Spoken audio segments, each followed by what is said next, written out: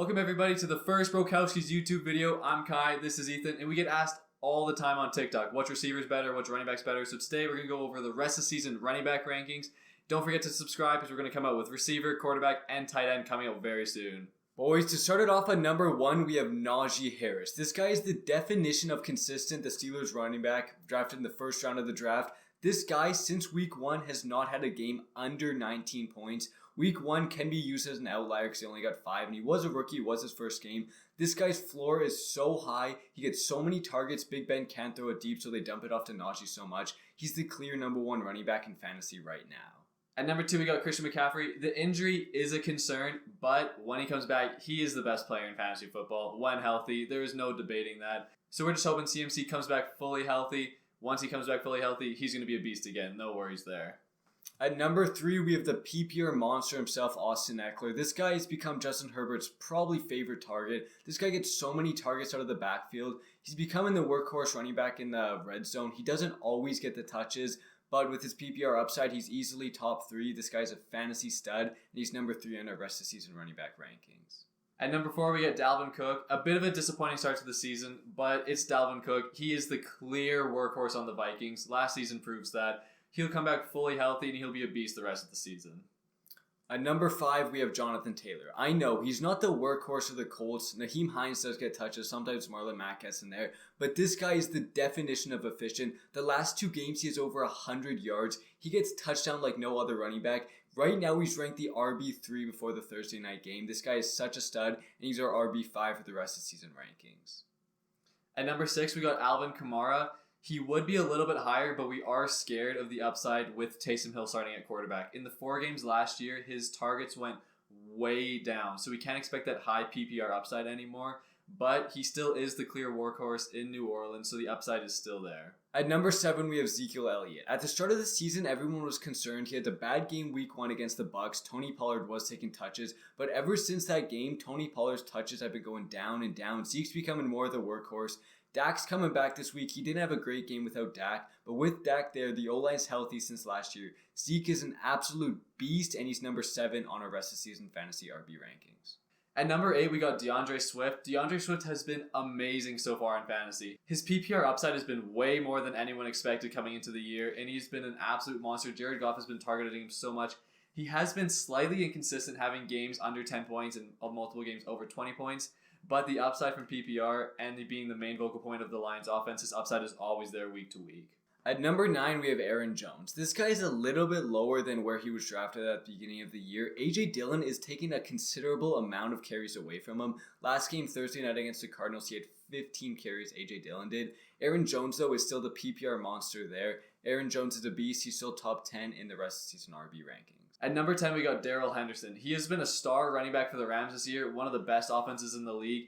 The main concern with him is injuries. If he can stay healthy, he's going to be a top 10 running back for the rest of the year. At number 11, boys, we have Saquon Barkley. This guy is a bit of a controversial topic because he has given so many fantasy owners headaches. This guy, you don't know if he's going to play.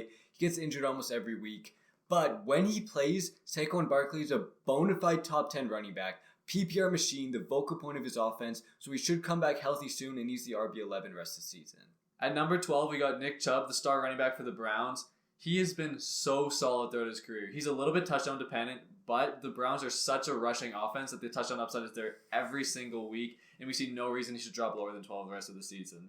At number 13, we have Joe Mixon. There was a stretch in week 5 to week 7 where Samaje Perine was taking a lot of Mixon carries. In week 8, there's a lot of hope because Samaje Perine got 0 carries. Mixon is becoming the workhorse again. The injury concern is always there, but if Mixon can stay healthy, he's easily number 13 on the rest of the season RB rankings. At 14, we got James Robinson, the Jaguars running back. He has been super solid ever since Urban Meyer decided to actually use him. He's a little bit injured right now, so that lowers him a little bit, but we're expecting him to come back fully healthy, and he is the clear best player on the Jags right now. At number 15, we have Cordell Patterson. This guy does not get the most touches in the world, but he's basically a wide receiver, and in your fantasy team, you can put him at running back. This guy gets catches. This guy lines up out wide. This guy lines up in the backfield. He gets rushes. He gets catches. He's so consistent in PPR. He is number 15 for our rest of season RB rankings.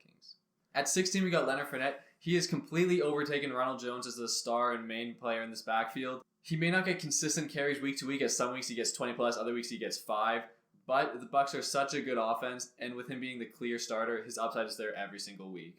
At number 17, we have David Montgomery. This guy at the beginning of the year was the clear workhorse for the Bears. He is on IR right now, but he should come back in the next couple of weeks. If this guy can take over the starting job as the Bears running back, he should be a beast. There is a small concern he does split carries with Khalil Herbert, but his schedule is so easy throughout the year. He's a true league winner, and he's easily a top 20 running back. At 18, we got Antonio Gibson. Yes, he's been a massive bust so far. He's been really bad recently, but it's been because of that injury, and he has a bye week this week. We're hoping he rests up, get healthy, and he comes back and regains last year's form. At number 19, we got Josh Jacobs. This guy at the beginning of the year was an absolute beast. He was averaging 15 PPR fantasy points per game. He has been injured the last couple of weeks, but when he comes back, he should get back to that 15 points per game form, and the Raiders do score a good amount, so he should be able to get in the end zone.